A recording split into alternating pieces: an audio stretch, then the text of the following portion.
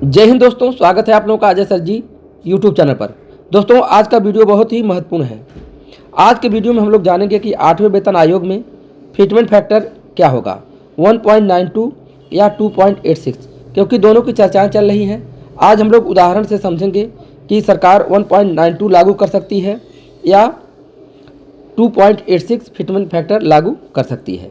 इसको हम लोग उदाहरण से देखेंगे, क्योंकि आपको पता है कि 1 जनवरी 2026 से 8वां वेतन आयोग लागू हो रहा है। ऐसे में सभी केंद्रीय कर्मचारियों का, साथ ही साथ राज्य कर्मचारियों का सैलरी काफ़ी बढ़ जाएगा।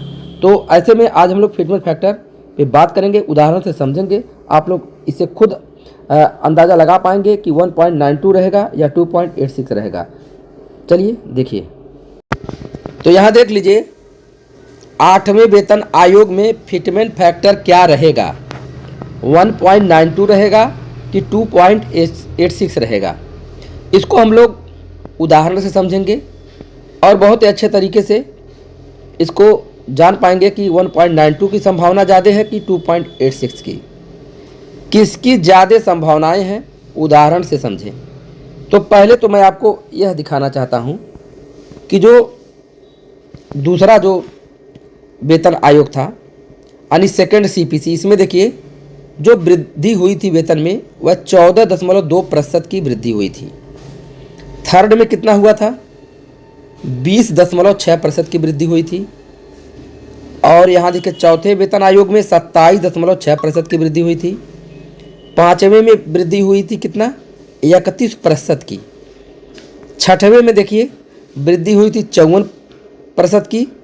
और सातवें में वृद्धि हुई थी 14.3% की।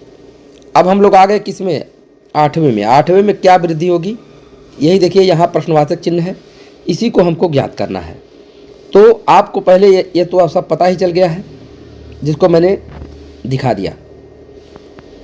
पिछला जो आयोग 7वां वेतन आयोग था, इसमें भी आप लोग देख पा रहे हैं 14.3% की थी, लेकिन उसके पूर्व में 54% की वृद्धि थी। अब आपको बता दूं, क्योंकि उस समय डीए बहुत ज़्यादा हो गया था, 125% हो गया था। उस आधार पर जब यह फिटमेंट फैक्टर का कैलकुलेशन होता है तो यह अधिक आ रहा था। अब बात करते हैं कि एक उदाहरण से। तो यहाँ मैं प्राइमरी टीचर की सैलरी ले रहा हूँ 7वें वेतन आयोग में।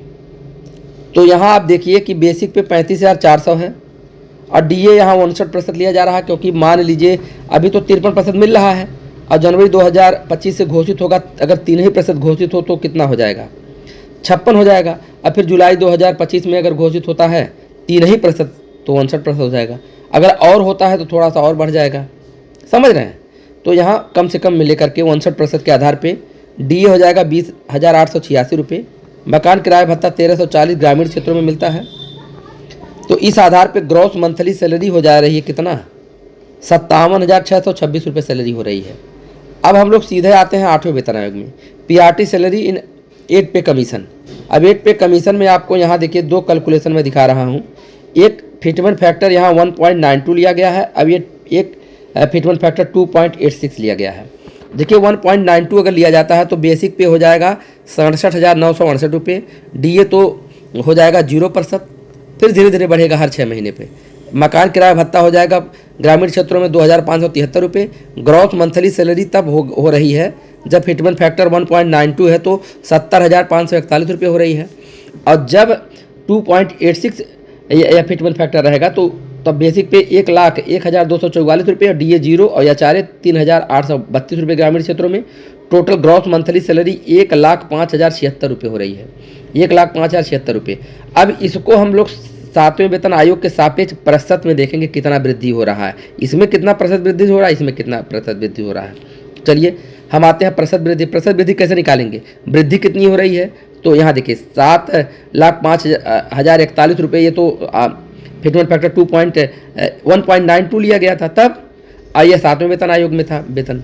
तो इसका अंतर हो गया गुणे 100 बटे ये 7वें वेतन आयोग वाला जो ग्रॉस मंथली सैलरी, उसे भाग दे देंगे।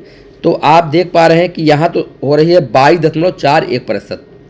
और जब हम यहाँ निकाल रहे हैं, यहाँ देखिए प्रतिशत वृद्धि तो इतना और माइनस इतना और बटे यह वाला 57,626। अगर 100 कर दिया गया तब वृद्धि कितना हो रही है, 82.34% की वृद्धि हो रही है। अर्थात इसको 22 मानिए, इसको 82 मानिए। तो अब यहाँ फिटमेंट फैक्टर में देखिए, अब मैं कहूँ कि 22% या 82%, तो आप खुद अंदाज़ा लगा सकते हैं। इसके पूर्व में केवल एक बार यही अधिकतम 54% की वृद्धि हुई थी 6वें वेतन आयोग में। तो अब यहाँ देखिए 22% की संभावनाएं ज़्यादा है कि 82% की संभावनाएं हैं, आप खुद बताइए। क्या इतिहास रचेगा? उसकी संभावना नहीं है। मुझे तो लग रहा है कि 82% की संभावना यहाँ नहीं है। तो इसका मतलब क्या है कि ये फिटमेंट फैक्टर 2.86 की संभावनाएं बहुत ही नगण्य है, कम है। और यहाँ 22% जो आ रहा है, यहाँ 1.92 फिटमेंट फैक्टर की संभावनाएं प्रबल है। तो यहाँ देखा जाए कि इसकी प्रबलता दिखाई दे रही है और इसका चांस देखिए कम देखने को मिल रहा है। वीडियो पसंद आए तो लाइक करिए, शेयर करिए। आप क्या सोचते हैं बताइएगा। धन्यवाद।